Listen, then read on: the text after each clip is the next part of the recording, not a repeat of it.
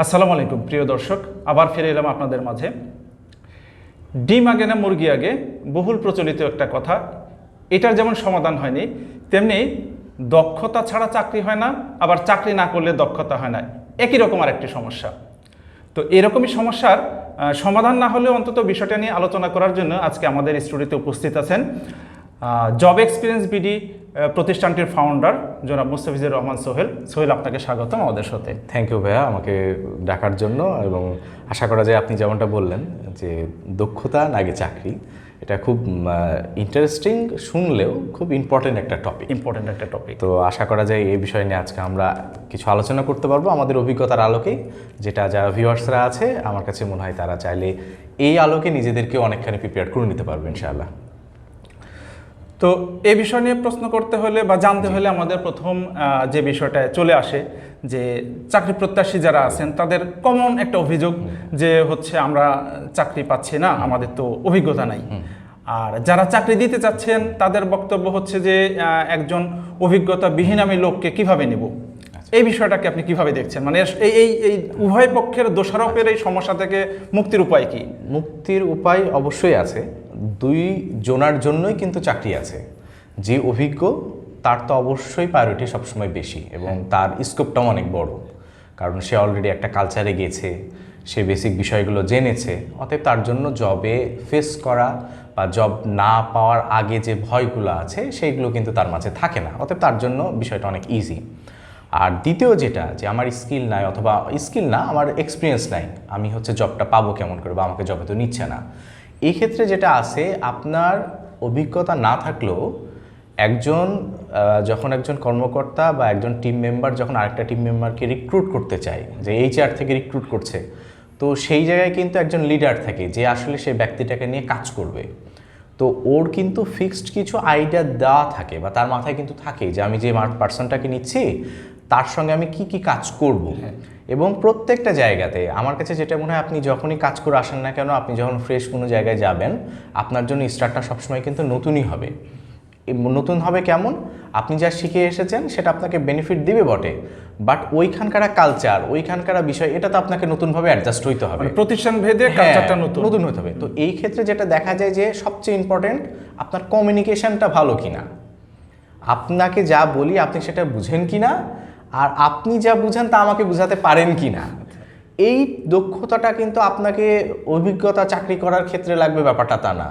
তো এটা হচ্ছে বলার এই কারণে, আপনি যখন অ্যাজ এ ফ্রেশার হিসাবেও কোনো ইন্টারভিউ বোর্ড ফেস করবেন, তখন আপনাকে রিপ্রেজেন্ট করাটাও কিন্তু একটা দক্ষতার বিষয়। সহজ কথায়, আমার নিজের সেলফ ব্র্যান্ডিংটাকে যদি করতে চাই, তাহলে চাকরির অভিজ্ঞতা সেটা পরের বিষয়, কিন্তু আমি আসলে আমাকেই কিভাবে একটা প্রতিষ্ঠানের কাছে প্রেজেন্ট করতেছি, এটা হচ্ছে গুরুত্বপূর্ণ। এক্স্যাক্টলি। এবং এটার ক্ষেত্রে যেটা করা যেতে পারে, আসলে আমি জব এক্সপিরিয়েন্স বিডি কিন্তু এই জন্যই আমার আশা আসলে, যে চাকরি কেমন করে করতে হয় বা চাকরি কিভাবে করা যায়, এটা হচ্ছে জানা খুব জরুরি। একটু যদি আমি এই যেহেতু শব্দটা আসলোই, আমি শুরুতেও আপনার পরিচয় করে দিয়েছি, জব এক্সপিরিয়েন্স বিডি।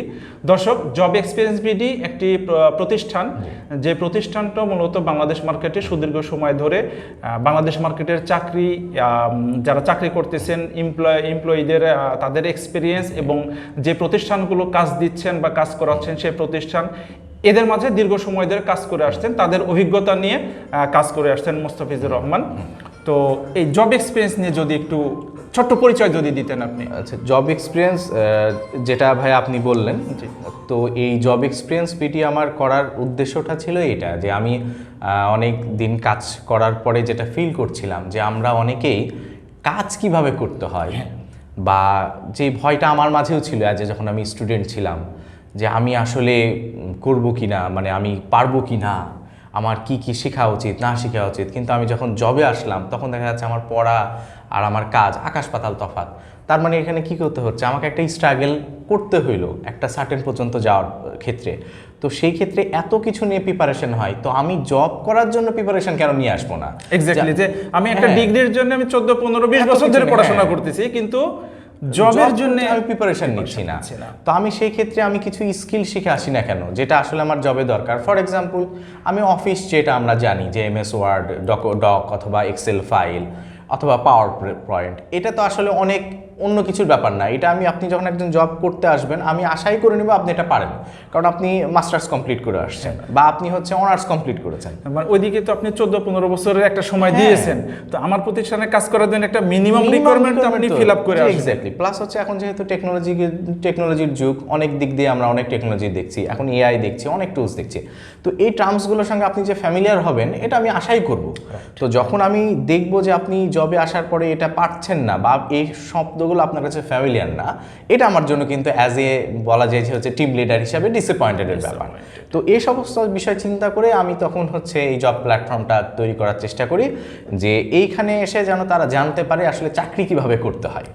তো এখান থেকে আসলে আমার জব এক্সপিরিয়েন্স। এক্সিলেন্ট। আমি আশা করি যে আপনার প্রতিষ্ঠানটি হচ্ছে প্রতিষ্ঠান অর্থাৎ যারা চাকরি দিচ্ছে তাদের জন্য কাজ করবে, মানে তাদের জন্য ভালো হবে, একই সাথে যারা চাকরি করতে চাচ্ছে এমপ্লয়ি বা কাজ করতে চাচ্ছেন তাদের জন্য এটা উপকার হবে বা ইনফরমেশন তারা এখান থেকে পাবে যে হচ্ছে নতুন একটা মার্কেটে ঢোকার জন্য তাকে কি কি করতে হবে সেই প্রিপারেশনের আইডিয়াটা তারা এখান থেকে গ্যাদার করতে পারবে বলে আশা করতেছি।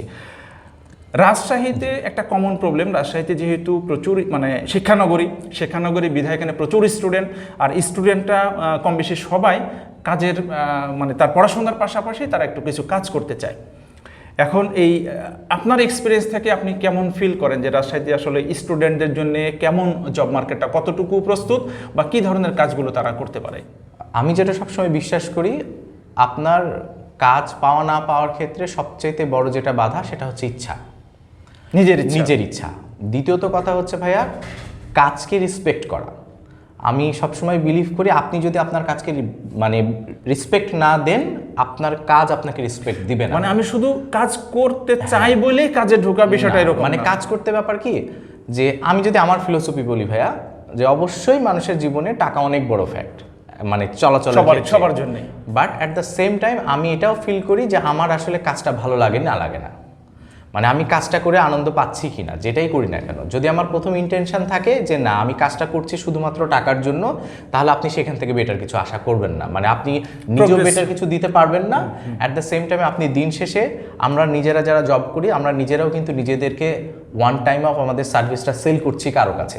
অতএব আমি ফর এক্সাম্পল আজকে XYZ-এ আসি, আমি যদি কালকে ডাব্লুতে যেতে চাই, ABC-তে যেতে চাই, তাহলে আমি কি বেটার নিয়ে যে ABC-তে দিব, তো এটা তো ভাই আমার মাঝখানে।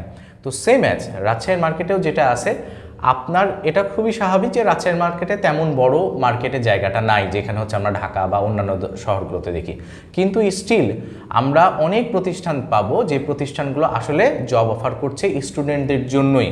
আমরা যদি উদাহরণ হিসাবেও বলি, যেমন হচ্ছে মোটরসাইকেল ভ্যালি, যেটা ফাউন্ডার আপনি আলহামদুলিল্লাহ, এবং এই মোটরসাইকেল ভ্যালি এবং আপনার ইচ্ছার কারণে কিন্তু রাজশাহী শহরের আমাদের যে টিম আছে সেই টিমের সবাই কিন্তু এবং স্টিল অনেকেই যারা স্টুডেন্ট থাকা অবস্থাতেও করতে পারছে। তো এই জায়গাতে ভাই আপনি যেমন অপরচুনিটি দিয়েছেন, দ্বিতীয়ত সেই ছেলেরা ওই ইচ্ছাটা রেখেছে যে আমি এই টিমের সঙ্গে কিছু শিখতে চাই for our betterment, for my betterment. তো সেম রাজশাহীতে এখন অনেকগুলো প্রতিষ্ঠান হচ্ছে, দেখা যাচ্ছে হ্যাঁ কর্পোরেট হাউস হচ্ছে না, বাট আপনি যদি একটা রেস্টুরেন্টের কথাও চিন্তা করেন, আপনি যদি সেলস শোরুমের কথাও চিন্তা করেন, এই জবগুলো একেবারেই ছোট জব না। এখানে আপনি কমিউনিকেশন শিখবেন, মানুষের হচ্ছে মানুষ ম্যান টু ম্যান ম্যানেজমেন্টের যে ব্যাপারগুলো আছে, নেগোসিয়েশন যে ব্যাপারটা আছে, যে কি how to negotiate with others, এই বিষয়গুলো আপনি শিখতে পারেন। তো আমার কাছে যেটা মনে হয় রাজশাহীতে যারা আসছে তাদের মন থেকে এটা ছাড়তে হবে যে পড়াশোনা ছাড়া অন্য কিছু করা যায় না। এটা হচ্ছে প্রথম কথা, পড়াশোনার পাশাপাশি করা যায় এবং করতে হয়। দ্বিতীয়ত কথা, এই জিনিসটাতে রাখতে হবে আপনাকে মাথায়, আপনি কাজ করতে আসছেন, কাজ কি করছেন এটা না, আপনার প্রত্যেকটা কাজের আলাদা ভ্যালু আছে, রেসপেক্ট আছে, এবং সেই রেসপেক্টটা আপনি ভবিষ্যতে অবশ্যই পাবেন, এই বিষয়টা। এবং 3 নম্বর কথা হচ্ছে শিখার ক্ষেত্রে শিখাটাকে আগে প্রায়োরিটি দিতে হবে, আপনার ফিডব্যাকের প্রায়োরিটি এমনি আসবে। অর্থাৎ আমি স্যালারি বা অন্য রেজাল্টের যদি কথা বলি, আমার কাজই প্রমাণ করবে যে আমি এক্সট্রা কি বেনিফিট, মানে আপনি তো আপনাকে ডেভেলপ করে নিলেন ভাইয়া, এখন আপনি যদি যে প্রতিষ্ঠানে আছেন সেই প্রতিষ্ঠান আপনি ডেভেলপ করার পর সেই প্রতিষ্ঠান যদি আপনাকে না রাখতে পারে, আপনি যদি মুভ করে চলে যান, সেটা তো আপনার লস না, এটা প্রতিষ্ঠানের লস। তো সেই ক্ষেত্রে এটা বিলিভ করতে হবে সবসময় যে আমি যখন কাজ করতে চাচ্ছি বা কাজ করতে পারছি, আমি কাজ করে নিজেকে প্রিপেয়ার করব।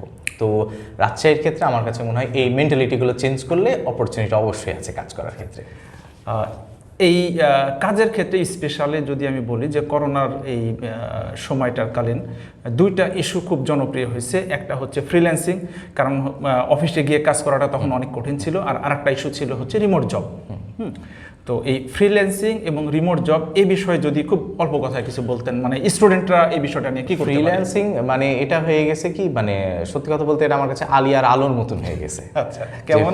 মানে ফ্রিল্যান্সিং মানে আমি একটা মোবাইল কিনেছি, আমি হচ্ছে একটা ল্যাপটপ কিনেছি, আমার এখন থেকে টাকা ইনকাম শুরু হয়ে গেছে, বা বাবা আমাদেরকে আমি বলছি আমার ফ্রেন্ডরা তো হচ্ছে ইনকাম করছে, তো আমাকে একটা মোবাইল দামি দিবা না কেন, 30,000 40,000, বা আমার একটা ল্যাপটপ কিনে দিবা না কেন।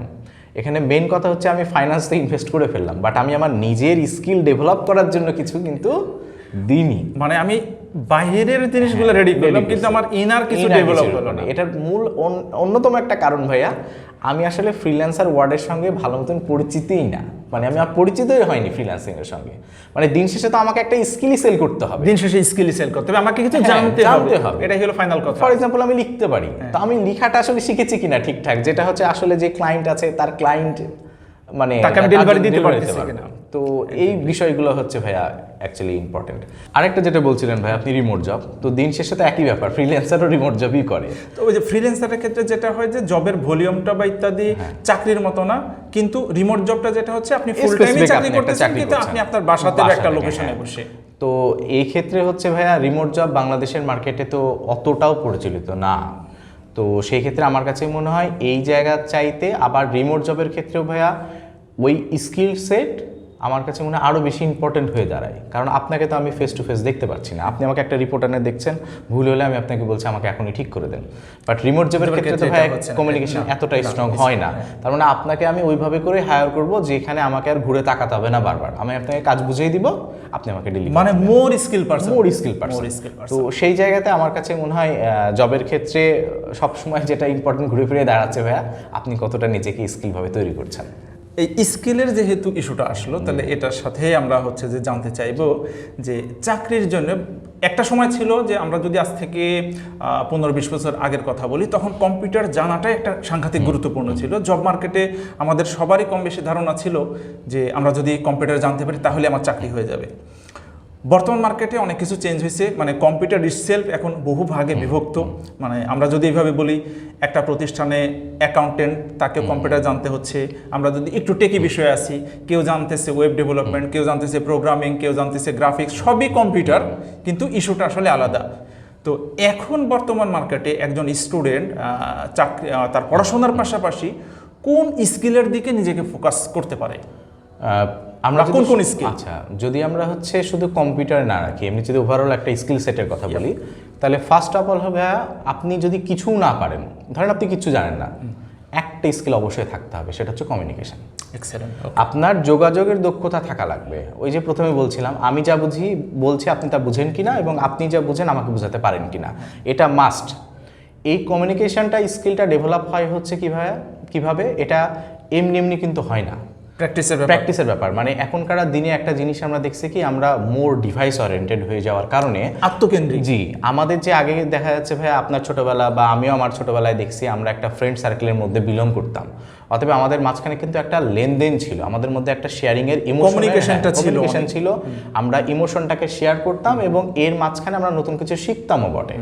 তো এই কমিউনিকেশনটা যখন দেখা যাচ্ছে আমাদের আত্মকেন্দ্রিক হয়ে গেছে, তখন আমরা নিজেরাও আমাদেরকে দূরে রেখে দিলাম একটা কিছু লার্নিং থেকে, আমরা নতুন কিছু শিখতে পারছি না, এবং যেটা আসলে আমাকে ফিউচারে আর হেল্পও করছে না। মানে আমি নিজেকে কারো কাছে প্রেজেন্টও করতে পারতেছি না, আবার কারো জিনিস রিসিভটাও ওইভাবে হচ্ছে। কারণ ভাই আপনি তো ওয়ান ওয়ে, আপনার ডিভাইসে কোনো কিছু চেঞ্জ হচ্ছে না, আপনি স্ক্রল করছেন অথবা কেটে দিচ্ছেন, তার মানে আপনার তো ফিডব্যাক নাই। অতএব আপনি যখন একটা কোথাও যাচ্ছেন কমিউনিকেশনের জায়গায়, আপনাকে কোনো একটা ফিডব্যাক দিলে আপনি সেটা নিতে পারছেন না ঠিকঠাক। এখন ভাইয়া জব করলে তো আর ওয়ান ওয়ে কমিউনিকেশন না, এটা হচ্ছে both way, multiple way communication, two ওয়েও না। ক্লায়েন্ট একটা কিছু বলবে, আপনার বস একটা কিছু বলবে, আপনার কলিগ একটা কিছু বলবে, তো এটা নেওয়ার ক্ষমতাও আপনার রাখতে হবে। তো এই জন্য কমিউনিকেশনটা খুব বেশি ইম্পর্টেন্ট। দ্বিতীয়ত যদি আমরা টেকনিক্যাল জায়গায় যদি যাই, তাহলে টেকনিক্যাল জায়গায় গেলে ভাইয়া ছোট কয়েকটা জিনিস আমার মনে হয় এখন থাকা উচিত সবারই। প্রথমত হচ্ছে ভাইয়া এআই এর যে টুলসগুলো আছে, আমরা চ্যাটজিপিটির কথা বলছি, আমরা জেমিনাই এর কথা বলছি, বা এখন ডিপসিকের কথা বলছি, বা অনেকেই আছে, আরো নতুন আসবে, অ্যাটলিস্ট বেসিক কিছু নলেজ এগুলো বিষয়ে থাকা উচিত, এটা একটা। আরেকটা হচ্ছে ভাইয়া ক্যানভা, এই নামটা আমি নিতে বাধ্য হচ্ছি, কারণ আপনি অফিস ওয়ার্ক করবেন, যেহেতু আপনি ডেস্কে আসলে আপনাকে কিছু ডকুমেন্ট তৈরি করতে হতে পারে, কিছু প্রেজেন্টেশন করতে হতে পারে, আপনি ক্যানভার মতন একটা টুলস শিখেন, আপনার আর অন্য কিছু অতটাও শেখা লাগবে না। তো এই ছোট ছোট 2-3টা জিনিস ভাইয়া, আপনি এক্সেল একটু ঘাটাঘাটি করা শিখেন। আপনি এমনি অনেকে মনে করে যে কোনো কিছু ইন্টারনেটে ব্রাউজ করাটা মনে হয় সোজা, না, একটা কোনো কিছু ফাইন্ড আউট করা, রাইট ওয়েতে ফাইন্ড আউট করা, আপনার অনেকগুলো ডাটা থাকার পরেও ওই সঠিক ডাটা পিক করে নিয়ে আসে রিপোর্ট তৈরি করা, এটাও একটা স্কিল। তো এই জিনিসগুলো আসলে চর্চার বিষয়। মানে আমি সারাদিন হাতে মোবাইল রাখলাম, বিষয়টা এরকম না যে আমি ইন্টারনেটে দক্ষ হয়ে গেলাম, না, ব্যাপারটা একদমই না। বরঞ্চ আপনি ইন্টারনেটের এমন একটা ফেজে আছেন, যদি আপনি শুধু ফেসবুক এবং ইউটিউব ইউজার হন, মানে বলা যাইতে পারে, মানে কি বলা যায়, মানে কোনো লেয়ারেই নাই আপনি, মানে লাইফটাকে ডিস্ট্রয় করার জন্য যথেষ্ট। ওখানেও লার্নিং আছে, কিন্তু আপনি নেন কিভাবে, আপনার দৃষ্টিভঙ্গিটা কি, এটা হচ্ছে ইম্পর্টেন্ট। তো এই বিষয়গুলো আমার কাছে মনে হয় দেখলে ভালো হয়। স্কিলের বিষয়টা গেল যে ঠিক আছে, আমরা এরকম বিভিন্ন ধরনের স্কিল নিতে পারি। স্কিল হওয়ার পরে বা কাছাকাছি একটা পর্যায়ে যাওয়ার পরে প্রশ্ন আসে যে আমি চাকরির জন্য অ্যাপ্লাই করব বা হচ্ছে আমার সিভিটা পাঠাবো, এই বিষয়গুলো নিয়ে যদি বলতেন। মানে আমি নিজেও ব্যক্তিগতভাবে দেখেছি, আপনারও নিশ্চয়ই অভিজ্ঞতা আছে, যে আমরা অনেক সিভি রিসিভ করি, সিভিটা অসম্পূর্ণ অথবা ক্ষেত্র বিশেষে হয়, সেখানে কোনো কভার লেটার মানে অ্যাপ্লিকেশন নাই।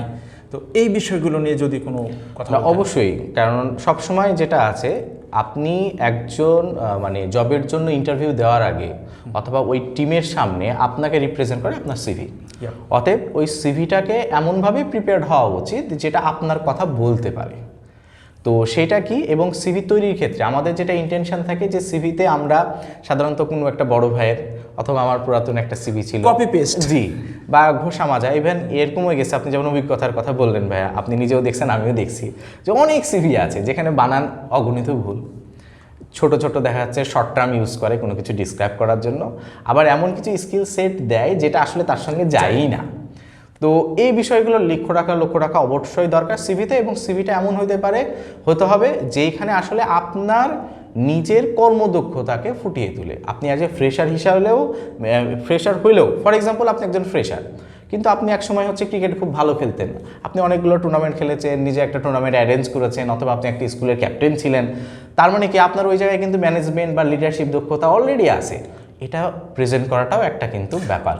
আমি এর সাথেই বলি, যেমন আমি ঘুরতে পছন্দ করি অথবা 10 জন লোকের সাথে কথা বলতে পছন্দ করি, তাহলে মার্কেটিং জব যদি কোথাও হয়, তাহলে আমার এই ব্যক্তিগত অভিজ্ঞতাটাই আমি এখানে হচ্ছে যে কাজ করাতে পারি। হচ্ছে এই জন্য আরেকটা ইম্পর্টেন্ট একটা বিষয় চলে আসে ভাইয়া, স্টুডেন্ট অবস্থাতে এক্সট্রা কারিকুলাম অ্যাক্টিভিটি আপনি মানে থাকা উচিত বেশি বেশি। অবশ্যই, যেমন হচ্ছে আপনি স্কাউটিং এ গেছেন, আপনার জন্য এটা একটা বিশাল বড় অ্যাচিভমেন্ট। আপনার ওইখানে কি শো করে যে আপনি ওইখানে ক্যাম্পেইন করছেন, একটা পাহাড়ের মধ্যে থাকছেন, একটা সোসাইটিতে গেছেন, একটা টিমের সঙ্গে ছিলেন, ওখানে আপনার মেন্টাল এবং ফিজিক্যাল যে আপনি ফিট, এটা কিন্তু রিপ্রেজেন্ট করে। অতএব অ্যাজ আমি টিম লিডার হিসেবে আমি অবশ্যই এমন কাউকে চাইবো যে ফিজিক্যাল এবং মেন্টালি স্ট্রং।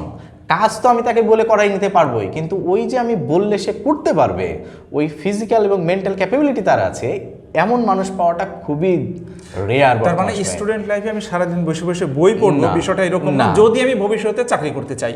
অবশ্যই তাই। এবং হচ্ছে ভাইয়া, আমার কাছে মনে হয় খুবই পড়াকু ছেলেপিলে যারা আছে তারা অবশ্যই খুবই ইন্টেলিজেন্ট, নো ডাউট, তাদের ক্যাটাগরি আলাদা, মানে জব ক্ষেত্রে কিন্তু তাদের জায়গা আলাদা। তারা হয়তো বা পিএইচডি করে রিসার্চমূলক গবেষণামূলক কিছু করতে পারবে, কিন্তু টিম ওয়ার্ক করাটা তাদের, যদি আমরা অন অ্যান এভারেজ স্টুডেন্টের কথা বলি, তাহলে আমার কাছে মনে হয় তাদেরকে তার রেজাল্টের পাশাপাশি নিজের প্রিপারেশন অনেক আগে থেকে নেওয়াটা দরকার। এটা খুব ইম্পর্টেন্ট ব্যাপার। তাহলে আমরা হচ্ছে সিভি পাঠালাম, আর কভার লেটার কথা বলছিলেন ভাই। জি সরি, যে কভার লেটার, অবশ্যই কভার লেটার, কারণ এটা হচ্ছে কি বলা যায় একটা উষ্ণ, মানে একটা কি বলা যায় যে আমি গ্রিটিংস, এক্স্যাক্টলি, যে আমি আসলে আপনার সঙ্গে টিমে যুক্ত হতে চাই, এমন কিছু দিলে কি হয়, এটা যে সিভিটা রিসিভ করছে তার মনটা একটু নরম হয়। আমার কাছে মনে হয় যে তারও একটা ভালো লাগার বিষয় তৈরি হয়, যে না আমি একটা গো থ্রু করছি একটা বিষয় সম্পর্কে এবং নেক্সট স্টেপে যাচ্ছি। তো এটা অবশ্যই একটা ভালো প্র্যাকটিস আমি বলবো, এবং এই প্র্যাকটিসটা করাটা বেটার, যদিও ভ্যারি করে প্রতিষ্ঠান টু প্রতিষ্ঠান, কারণ এখন ভাইয়া অনেক প্রতিষ্ঠানে আছে যারা নিজেরাই ওয়েব পোর্টালে নিজেদের ক্যারিয়ার অপশন দেয়, যেখানে সিভিটা আপলোড করলে হয়ে যায়, বাট এটা একটা ভালো প্র্যাকটিস। ওকে, সিভি পাঠানোর পরে যদি আমার সিভিটা টিকে যায় দেন ইস্যু আসে হচ্ছে ইন্টারভিউ। তো ইন্টারভিউর ক্ষেত্রে যারা স্পেশালি একদম স্টুডেন্ট তারা তো কখনো ইন্টারভিউ দেয়নি, সেখানকার ম্যানারও জানে না, সিস্টেমও বোঝে না, ইন্টারভিউ দিয়ে বেচারি আশা করে বসে থাকে যে চাকরি হবে, কিন্তু দেখা হলো চাকরি হচ্ছে না। সাধারণত কি কি ভুল হয় এই ইন্টারভিউতে যাওয়ার ক্ষেত্রে, করার ক্ষেত্রে? প্রথম ভুল যেটা হয়, আমি যে অ্যাপ্লিকেশনটা করেছি আমি সেটাই ভুলে যাই। এটা একটা ব্যাপার। মানে ফর এক্সাম্পল, আমি দেখা যাচ্ছে কোনো একটা কোম্পানিতে মার্কেটিং একজন হচ্ছে এক্সিকিউটিভের জন্য আমি হচ্ছে অ্যাপ্লিকেশন করেছি। ও আচ্ছা আচ্ছা আচ্ছা। তো আমি আসলে আমাকে যখন বলা হয় যে আপনাকে ইন্টারভিউ কি পোস্টের জন্য করা হয়েছে, আমার দেখা হলো আমি ভুলেই গেছি যে কোন পোস্টের জন্য আমাকে কল করা হয়েছিল। তো আমি যখন ফার্স্ট টাইম যাওয়ার পরে একটু চিন্তা করি যে আমাকে কিসের জন্য কল করা হয়েছিল, আমাকে কোশ্চেন বলা হচ্ছে, তখন কিন্তু বোঝায় যায় সে আনমু না। তার মানে আমার প্রিপারেশনটা নাই। তাহলে অবশ্যই আমাকে মনে রাখতে হবে আমি কোন প্রতিষ্ঠানে কি পোস্টের জন্য অ্যাপ্লিকেশন করলাম। দ্বিতীয়ত কথা হচ্ছে জব রেসপন্সিবিলিটি বা জেডি, জব ডিসক্রিপশনগুলো ঠিকঠাক পড়াটা জরুরি। প্রতিষ্ঠান কি চাচ্ছে এবং সেই অনুযায়ী নিজের সিভি প্রিপেয়ারের পাশাপাশি আমি যখন ইন্টারভিউ বোর্ড ফেস করতে যাব সেই রিলেটেড প্রিপারেশনগুলো আমার নেওয়া উচিত। এবং আরও ইম্পর্টেন্ট যেটা বিষয়, ওই যে এর মধ্যেই চলে আসে প্রতিষ্ঠান সম্পর্কে জানা, প্রতিষ্ঠানের একদম নিজের সম্পর্কে জানা। আমি ওইখানে চাকরি করতে যাচ্ছি, প্রতিষ্ঠানে যাচ্ছি, হ্যাঁ। বা আরও বেটার হয়, ফর এক্সাম্পল আমরা মোটরসাইকেল ইন্ডাস্ট্রি নিয়ে যেহেতু কাজ করি, মোটরসাইকেল ইন্ডাস্ট্রির যদি কোনো ব্র্যান্ডে কেউ অ্যাপ্লিকেশন করার পরে যদি সে ইন্টারভিউ বোর্ডে যায়, তাকে অবশ্যই মোটরসাইকেল মার্কেট সম্পর্কে জেনে যেতে হবে। সে যদি সেলসে যায় তাকে জানতে হবে সেলস ইউনিট কতখানি সেল হয়, আমি যে জোনের জন্য যাচ্ছি সেই জোনের মার্কেট কন্ডিশন কেমন, কম্পিটিটরগুলো কেমন। অলমোস্ট এটা হচ্ছে কি আপনার একটা প্রিপারেশন নিয়ে যাওয়া, যেন আপনি একটা ভালো ডেলিভার করতে পারেন। কারণ আপনি তো 5-10 মিনিট টাইম পাবেন, এই 5-10 মিনিট টাইম আপনাকে একটা লং টার্ম জবের জন্য নিয়ে যাচ্ছে। তার মানে ওই 5-10 মিনিটটা কতটুকুন গুরুত্বপূর্ণ এটা আপনাকে অবশ্যই এটা মাথার মধ্যে রাখতে হবে, যে আমার এই 5-10 মিনিট ডিসাইড করবে আমি এখানে 5 বছর আগামীতে চাকরি করবো কি করবো না। তো এই ইম্পর্টেন্টটা যদি আপনি দেন, দেখবেন আপনার job preparation, interview preparation automatic ভালো হবে। এইখানে আমরা তাহলে দুইটা জিনিস দেখলাম, স্পেশালি যদি বলি যে আমি যতগুলো চাকরিতে সিভি পাঠাচ্ছি, আমি যদি ছোট্ট একটা লিস্ট রাখি যে এই প্রতিষ্ঠানে পাঠালাম এর ডেজিগনেশনের জন্য, যদি প্রতিষ্ঠান কল করে তাহলে যাওয়ার আগে আমাকে যে কাজটা করা উচিত যে আমি প্রতিষ্ঠান সম্পর্কে আগে একটু স্টাডি করবো যে এই প্রতিষ্ঠান কি ধরনের কাজ করে, পাশাপাশি আমি জব ডেসক্রিপশনটা দেখে নিব যে আমাকে আসলে কি পজিশনের জন্য ডাকা হচ্ছে, এই প্রিপারেশনটা নিয়ে যাওয়া। এর সাথে আরেকটা জিনিস আমি একটু বলতে চাই যে একটু ড্রেস আপ বা প্রিপারেশন, অনেক সময় স্টুডেন্টদের যেটা হয় যে তাদের তো সুটেড বুটেড সম্ভব না, কিন্তু কিভাবে যেতে পারে? আর যারা না, এটা তো আপনি যেটা বললেন ভাইয়া, যে ওইখানে তো অ্যাকচুয়ালি ব্যানারটা অনেক বড় একটা ফ্যাক্ট, যে আপনি যখন যাচ্ছেন একটা কর্পোরেট জায়গাতে আপনাকে অবশ্যই রিফ্লেক্ট করে আপনার বলা যায় পার্সোনালিটি। তো সেই পার্সোনালিটি রিফ্লেক্ট করার জন্য ওয়েল ড্রেসড আপ হওয়াটা অবশ্যই জরুরি, টাইম মেনটেন করাটা জরুরি, অন টাইমে আমার রিকোয়ার্ড ডকুমেন্টগুলো সঙ্গে থাকাটা জরুরি, এবং কথা বুঝে অ্যান্সার করাটা জরুরি। এটা একটা ব্যাপার। আর যেটা আপনি অ্যাপ্লিকেশনের কথা বললেন ভাই, ইন্টারভিউয়ের যে আমরা আলোচনা করলাম জেডি পড়া, জব ডিসক্রিপশন পড়া, অ্যাপ্লাই করার আগে এটা পড়া উচিত, আমি ওটার জন্য উপযুক্ত কিনা, আমি করতে পারবো কিনা। দ্বিতীয় কথা হচ্ছে প্রতিষ্ঠান যেখানে আপনি অ্যাপ্লিকেশন করছেন আপনি এটা সম্পর্কে না জেনেও অ্যাপ্লিকেশন করা উচিত না। এক্স্যাক্টলি। তো এই বিষয়গুলো আসলে জানা উচিত, এবং সেই ক্ষেত্রে আমার কাছে মনে হয় যারা সারাউন্ডেড বড় ভাইরা থাকে, যারা অলরেডি জব করছেন, ওনাদের সঙ্গেও যদি একটু কমিউনিকেশন করা হয়, ওই যে ঘুরে ফিরে কমিউনিকেশন চলে আসলো, তাহলে কিন্তু ভাই অবশ্যই ভালো গাইডলাইন পাওয়া সম্ভব। এই যে কমিউনিকেশনের কথা বললেন, কমিউনিকেশন থেকে শব্দটা আসে নেটওয়ার্কিং। যে আমি যদি চাকরি করতে চাই, অনেকেই পরামর্শ দেয় একটু নিজের নেটওয়ার্কটাকে একটু বড় করার জন্য, কারণ নেটওয়ার্ক যত বড় হয় চাকরি পাওয়ার, অন্তত তথ্যটা পাওয়াটা সহজ হয়। এই বিষয়ে যদি কিছু বলতেন। নেটওয়ার্কিংটা কিভাবে তৈরি হয় ভাইয়া? আমি ছোটবেলায় যে টিমের সঙ্গে খেলেছি, ওইখানকার কোনো একটা বড় ভাই তখন ভার্সিটিতে পড়তো, আমি এখন বড় হয়েছি, সে কিন্তু একটা প্রতিষ্ঠানের বড় জায়গায় গেছে। আবার সেম টাইম আমার যে ফ্রেন্ড, সবাই হচ্ছে একই মাপে তো না, একজন গেছে এক্স কোম্পানিতে, আরেকজন গেছে জেড কোম্পানিতে। এইগুলোই কিন্তু আমার নেটওয়ার্ক। এখন এই নেটওয়ার্কের সঙ্গে ভাইয়া কানেকশনটা যদি আপনি না রাখেন, তার মানে কি আপনি যদি তাদের সঙ্গে কমিউনিকেশনের জায়গাটা না থাকে, তাহলে ভালো ভালো জায়গাতেও আপনার পরিচিত মানুষ থাকার পরেও আপনার খুব বেশি লাভ হবে না, ওই সুবিধাটা আমি নিতে পারবেন না, অথচ আমার সুবিধা নেওয়ার সুযোগটা ছিল।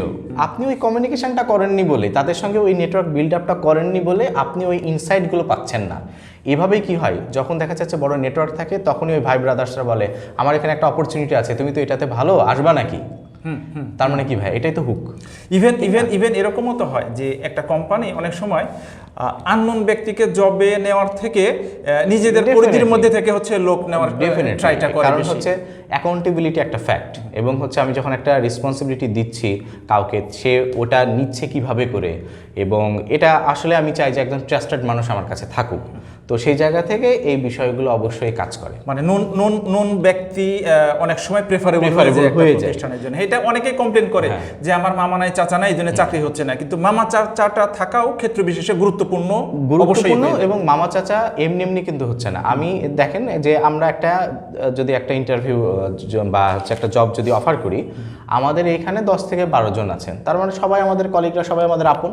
10-12 জন মেম্বারও তো এসে ভাইয়া দিতে পারে যে আমার একটা ছোট ভাই আছে, আমার এটাকে দেখেন ভাইয়া। এখন আমাদের তো ভাইয়া 10-12 জনের পোস্ট না, পোস্ট তো একজনেরই। মানে ওই রেফারেন্সটা আসলে আপনার একটা ফার্স্ট লেয়ার অনলি, সেকেন্ড লেয়ারটা আপনাকে কিন্তু প্রমাণ করতে হবে যে আপনি মানে আমাকে ইন্টারভিউ ফেস করতে হবে, আমার ক্যালিবার থাকতে হবে, দেন চাকরিটা হবে। চাকরি ইস্যুটা এরকম না যে মামা আছে অমনি চাকরি হয়ে গেল, এটা সম্ভব না। এটা প্রাইভেট সেকশনে সম্ভব না, এটা এতখানি শিওর। বাদ বাকি গভর্নমেন্ট সেকশনে গভর্নমেন্ট সেকশনেও আসলে অনেকগুলো ধাপই পাড়ি দিতে হয়, এমন না যে শুধু মামা চাচা থাকলেই হয়। তো এই বিষয়টা প্রচলিত কথা, কিন্তু বিষয়টা মার্কেটের জন্য আসলে অতটা গুরুত্বপূর্ণ মনে হয় না। প্রিয় দর্শক, জব নিয়ে কথা বলতে গেলে তো অনেক কথাই বলতে হয়, একদিনে বা স্বল্প সময়ে আসলে শেষ করা প্রায় সম্ভবই না। আর স্পেশালি মোস্তাফিজ যেহেতু দীর্ঘদিন ধরে এই জব মার্কেট নিয়ে, স্পেশালি জবের ইনস অ্যান্ড আউট সবগুলো নিয়ে কাজ করতেছে, সো কথা শেষ করাটা খুবই মুশকিল। তো আজকে এই পর্বটা আমরা এ পর্যন্তই শেষ করতে বাধ্য হচ্ছি। আশা করি নেক্সটে কোনো একদিন আরও ভিন্ন ভিন্ন টপিক্সে এবং একটা সুনির্দিষ্ট টপিক্স নিয়ে আমরা কথা বলবো। আপনারা যারা চাকরি প্রার্থী, চাকরি করতে চাচ্ছেন, তারা চাইলে মোস্তাফিজের jobeexperienceBD.com সাইটটা ভিজিট করে দেখতে পারেন। সেখানে আশা করি আপনাদের উপযোগী অনেক তথ্য, যেটা আপনার চাকরিতে কাজে লাগবে, আশা করি হেল্প হবে। মোস্তাফিজ, আপনাকে অসংখ্য ধন্যবাদ অনেক সময় দেওয়ার জন্য, পাশাপাশি যারা চাকরি প্রার্থী তাদের জন্য হেল্পফুল অনেকগুলো তথ্য শেয়ার করার জন্য আপনাকে আবারও ধন্যবাদ। আপনাকে ধন্যবাদ। আসসালামু আলাইকুম।